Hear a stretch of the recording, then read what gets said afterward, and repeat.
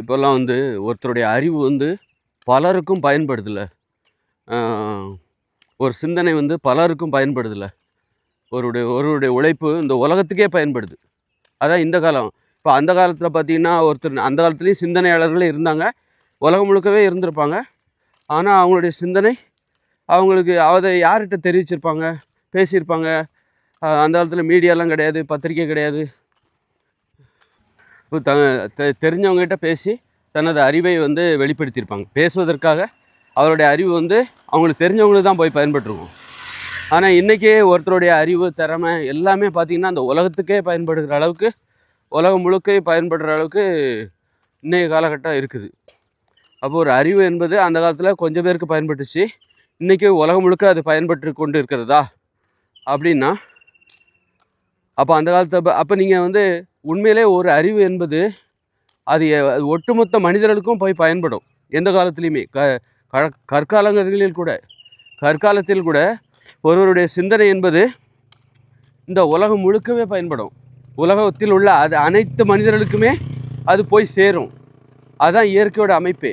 எப்படின்னா, நீங்கள் ஒன்று யோசிக்கிறீங்க அப்படின்னா, ஒன்று யோசித்து ஒரு உண்மையை உணர்றீங்க, ஒரு கருத்தை கண்டுபிடிக்கிறீர்கள், ஒரு பாடம் கற்றுக்கிறீங்கன்னு வச்சுக்கோங்க. அந்த பாடம் வந்து அது உண்மையாக இருக்கும்போது, சரியாக இருக்கும்போது, அது இந்த உலகம் முழுமைக்கும் இருக்கிற அனைத்து மனிதர்களின் மூளைக்கும் கடத்தப்படும். உணர்வு ரீதியான ஒரு இணைப்பு மனிதர்களுக்கிடையே இருக்குது. மனிதர்களுக்கிடையே உடல் உணர்வுகள் ரீதியாக ஒரு இணைப்பு மூளையோடு இந்த உலகத்தில் உள்ள அனைத்து மனிதர்களும் மூளையை வந்து இணைச்சி வச்சுருக்குது, உணர்வுகளால் இணைக்கப்பட்டிருக்கிறது. அதனால் நீ எது கண்டுபிடிச்சாலும் சரி, எதை யோசித்தாலும் சரி, அது வந்து நீ குழம்புனாலும் சரி, யோசித்தாலும் சரி, கண்டுபிடிச்சாலும் சரி, சிந்தித்தாலும் சரி, அது இந்த உலகத்தில் உள்ள அனைத்து மனிதர்களின் மூளைகளுக்கும் கடத்தப்படும். யாருக்கு கடத்தப்படாது அப்படின்னா, நாய்களுக்கு கடத்தப்படாது. நமது உணர்வுகள் நாய்களின் மூளைக்கு கடத்தப்படாது. அதனால தான் அவைகளை நம்மளால் ஏன் கொல்ல முடியுது, சாப்பிட முடியுது அப்படின்னா, அவைகள் நமது உணர்வுகளோடு இணைக்கப்படவில்லை. மனிதர்கள் மனித உணர்வுகளோடு இணைக்கப்பட்டிருக்கிறார்கள். மனித மூளைகளோடு மனிதர்களோடு தான் இணைக்கப்பட்டிருக்காங்க. நாய்களோடு இணைக்கப்பட்டிருக்கிறார்கள். அதுபோல் ஆடுகளோடு இணைக்கப்பட்டிருக்கும். ஆடுகளின் உணர்வுகளோடு மூளையோடு இணைக்கப்பட்டிருக்கும். அதனால் இன்றைக்கி வந்து ஒருத்தருடைய உழைப்பு, இன்றைக்கி மொபைல் ஃபோன்னா அது ஒருத்தருடைய உழைப்பு தான். உலகம் முழுக்க அது பயன்படுது. ஒருத்தர் அதை கண்டுபிடிச்சார், அதோட பயன்பாடு உலகம் முழுக்க பயன்படுது. அதுபோல் இன்றைய காலகட்டம், அப்போ அந்த காலத்துலலாம் அது பயன்படலை அப்படின்னு அர்த்தம் கிடையாது. இயற்கையான இது வந்து இன்றைக்காவது ஒரு மொபைல் ஃபோன்னா அது பயன்படுத்தாதவங்கள விட இருப்பாங்க. நீங்கள் ஒன்று யோசிக்கிறீங்க, அந்த கருத்தை கொண்டு போய் மக்கள்கிட்ட போய் சேர்க்கணும் அப்படின்னா புத்தகம் எழுதணும் அப்படி இப்படின்னு ரொம்ப கஷ்டப்படணும். அப்போ கூட அது கொஞ்சம் பேருக்கு தான் போய் சேரும். ஆனால் உண்மையிலே இயற்கையில் நீ யோசித்தாலே போதும், நீ எதை கண்டுபிடிச்சாலும் சரி, நீ குழம்புனாலும் சரி, உன்னுடைய குழப்பம் கூட மனித உணர்வுகளோடு இணைக்கப்பட்டிருக்கும், கடத்தப்படும். உலகில் உள்ள அத்தனை மனிதர்களோடும் உனது குழப்பங்கள் கூட கடத்தப்படும், உனது முடிவுகள் கூட கடத்தப்படும். ஒரு பிரச்சனை இல்லை, நீ கற்றுக்கொள்கிற பாடங்கள் அது அத்தனையும் கடத்தப்படும், உணர்வுகளாக கடத்தப்படும். அதனால்தான் அது எப்படி இதை எப்படி நம்புறது அப்படின்னா, உலகம் முழுக்க இருக்கிற மனிதர்கள் பாருங்கள், ஒரே மாதிரி அந்த தோற்றத்தில் மாற்றமே இல்லை பாருங்கள். ஒரு ஒற்றுமை இருக்கா? அதாவது தோற்றம்னா நம்ம எல்லாம் கருப்பு அப்படி இல்லை, நிமிர்ந்து நடப்பதில் ஒரு ஒற்றுமை.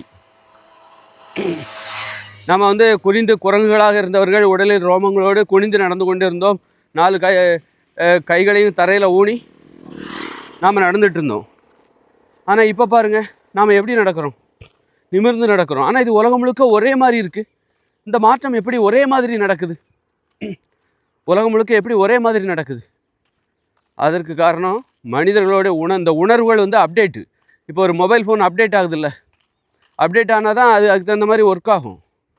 அவங்க அதை கண்ட்ரோல் பண்ண முடியும்.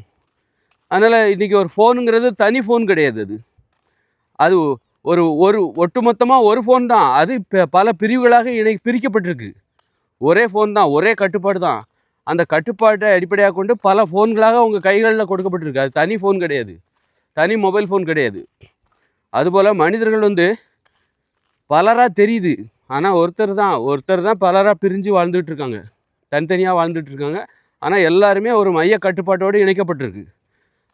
அது சிந்திக்கிற அந்த சிந்தனை இருக்குல்ல, அது எல்லாமே குழப்பங்கள். இப்போ ஒரு அப்டேட் வருது மொபைல் ஃபோனில், அந்த அப்டேட் வந்து நமக்கு நல்லதாகவும் இருக்கும் கெட்டதாகவும் இருக்கும். இந்த அப்டேட் பண்ணுங்க, புது வெர்ஷன் வந்துச்சு, நான் அப்டேட் பண்ணதுக்கப்புறம் என் மொபைல் ஃபோன் ரொம்ப சூடாகுது அப்படிங்கிறனால அதுபோல் அப்புறம் அதை சால்வ் பண்ணுவாங்க. அதுபோல் மனிதர்கள் ஒன்று நம்புவாங்க, அது ஒரு பிரச்சனையை உண்டு பண்ணும்.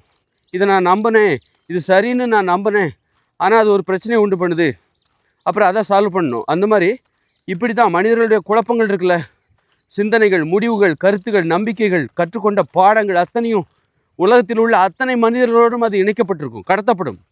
அத்தனை மனிதர்கள், ஒரு பழங்குடியினர், காடுகளில் வாழ்கிற ஒரு பழங்குடி மக்கள் கூட அவங்க யோசிக்கிறது நம்மக்கிட்ட வந்து சேரும், நமது மூளையை வந்து அடையும்.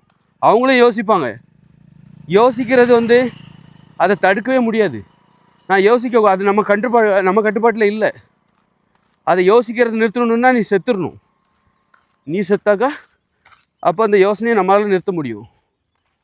அதனால் வந்து இந்த இந்த இணைப்பு இருக்குல்ல, உலகம் முழுக்க இருக்கிற இந்த இணைப்பு என்பது மனிதர்களின் மூளையோடு இணைக்கப்பட்டிருக்கு. மனிதர்கள், நாம் அனைவரும் மனித உணர்வுகளால் நாம் இணைக்கப்பட்டிருக்கோம். உலகத்தில் உள்ள 800 கோடி மக்களும் இணைக்கப்பட்டிருக்கோம். யார் எதை யோசித்தாலும் அது எல்லோருக்கும் கடத்தப்படும். அது வந்து உடம்புல மாற்றத்தை ஏற்படுத்துது, உடம்பு செயல்படுகிற விதத்தில் மாற்றத்தை ஏற்படுத்துகிறது. நாம் நிமிர்ந்து நடக்கிறோம் பாருங்கள், இது நிமிர்ந்து நடக்க முடியும் என்கிற யோசனையால் வந்தது. அந்த யோசனை எனக்கு வருது அப்படின்னா, நான் நிமிர்ந்து நடக்கிறேன் அப்படின்னா, அது இந்த மனிதர்கள் அந்த நிமிர்ந்து நடக்க முடியும் அப்படின்னு நான் நம்புகிறேன் அப்படின்னா, அந்த நம்பிக்கை எல்லாத்துக்குமே கடத்தப்படும். எல்லாருக்கும், உலகத்தில் உள்ள அத்தனை பேருக்கு கடத்தப்படும். அது மாதிரி உலகத்தில் உள்ள அத்தனை பேர் யோசிப்பதும் கற்றுக்கொள்கிற பாடங்கள் அத்தனையும் அத்தனை பேருக்கும் கடத்தப்படும். அதனால்தான் ஒரு மனிதருக்கு எதாவது நடந்தால், நமக்கு யாருக்காக எதாவது நடந்துன்னா நமக்கு கவலைப்படணும், மற்றவங்கள பார்த்து நம்ம கவலைப்படணும், எல்லோரும் சமமாக வாழணும். ஏன்னா வந்து நீ மட்டும் வசதியாக வாழக்கூடாது, நீ மட்டும் சௌகரியமாக வாழக்கூடாது, மனிதர்களை அடிமைப்படுத்தாத. ஏன்னா நீ இன்றைக்கி இருக்கிற ஒரு மனித தோற்றம் என்பது அது உன்னை சார்ந்தது மட்டுமல்ல, அது உன்னுடைய உழைப்பால் மட்டுமே வரலை. அது நீ இன்றைக்கி வாழ்கிற அப்படின்னா அது எல்லாரோடைய சிந்தனையால் வந்தது. அது உன்னுடைய உருவம், உன்னுடைய வாழ்க்கை, உன்னுடைய இன்றைக்கி சௌகரியம், பாதுகாப்பு எல்லாமே சரி உன்னுடைய முயற்சியால் மட்டும் வரல. அது எல்லாரோடைய, அந்த உலகத்தில் உள்ள அத்தனை பேரும் உன்னுடைய அந்த வாழ்க்கைக்கு, உன்னுடைய உடலமைப்புக்கு, உன்னுடைய சிந்தனைக்கு, சௌகரியமான வாழ்க்கைக்கும் காரணமாக இருக்கிறாங்க. அப்படி இருக்கும்போது நீ மட்டும் பெரிய பணக்காரராக இருந்துட்டு மற்றவங்களை அடிமைப்படுத்தி வாடுறது எவ்வளோ பெரிய தப்பு. அதனால் எல்லோரும் சமமாக இருக்கணும், எல்லோரும் நம்மளை போல் நல்லா இருக்கணும் அப்படின்னு நினைக்கணும். மற்றவங்களை கெடுக்கக்கூடாது, மற்றவங்களுக்கு இடையூறாக வாழக்கூடாது, மற்றவங்களை அழித்து சந்தோஷமாக வாழணும்னு நினைக்கக்கூடாது, அடிமைப்படுத்தக்கூடாது அப்படிங்கிறது அதை அடிப்படையாக கொண்டது தான். அதனால் உலகம் முழுக்க மனிதர்களோடு, மனித உணர்வுகளோடு நாம் இணைக்கப்பட்டிருக்கிறோம். நாம் சிந்திப்பது ஒவ்வொரு நாளும் அப்டேட் நடந்துக்கிட்டே இருக்குது. மொபைல் ஃபோனுக்காவது அப்பப்போ அப்டேட் கொடுத்துக்கிட்டே இருப்பாங்க ஒரு பொருள். ஆனால் இது வந்து அப்படி கம்ப்யூட்டருக்குலாம் அப்பப்போ அப்டேட் வரும். இது டெய்லி அப்டேட் தான். டெய்லி நீ யோசிக்கிற யோசனை எல்லாம் அப்டேட் ஆகிட்டே இருக்கும், எல்லாருக்குமே கடத்தப்பட்டுக்கிட்டே இருக்கும். அதுக்கு தகுந்த மாதிரி அந்த உடம்பு மாறும், வாழ்க்கை மாறும், முகமைப்பு மாறும். நாம் இன்றைக்கி நிமிர்ந்து நடக்கிறோன்னா என்ன காரணம்? அந்த அப்டேட் தான் காரணம். நிமிர்ந்து நடக்க முடியும் அப்படிங்கிறதே கண்டுபிடிப்பு தான். ரோமங்கள் நமக்கு தேவையில்லை, அது நமக்கு பிடிக்கலை. உடம்புல ரோமங்கள் நமக்கு தேவையில்லை, அது நமக்கு பிடிக்கலை, அருவருப்பாக இருக்குது. இன்னும் ரோமங்கள் நல்லா இருந்தால் நமக்குள்ள ஒற்றுமை நல்லாயிருக்கும், அது ஒரு ஃப்யூச்சர். ரோமங்களை நம்ம இழக்க முடியும், நம்ம விருப்பம்தான் அது. நமது விருப்பம்தான் நம்ம நிமிர்ந்து நடப்பதற்கும் நமது உடலில் ரோமங்கள் இல்லாமல் போவதற்கும் காரணமாக இருக்குது. அதனால் வந்து இதுதான் நம்ம நாம் எல்லாம் ஒன்று தான். உருவங்கள் தான் வேறே தவிர மனிதர்கள் அத்தனை பேரும் ஒன்று தான்.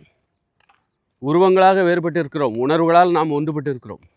மனித உணர்வு பாருங்கள், அதனால தான் மனிதர்களுடைய உணர்வு எல்லாமே ஒரே மாதிரியாக இருக்குது. ஏன் அழுகுறாங்க புரிஞ்சிக்க முடியுது. இவங்க ஏன் அழுகுறாங்க, இவங்க ஏன் சிரிக்கிறாங்க, ஏதோ துன்பம் வந்திருக்கு, நமக்கு என்ன உணர்வு இருக்கோ அவங்களுக்கு, நமக்கு என்ன ஆசை இருக்கோ அதான் அவங்களுக்கும், எல்லாத்துக்கும் நம்மளால் புரிஞ்சிக்க முடியுது பாருங்கள். அதான்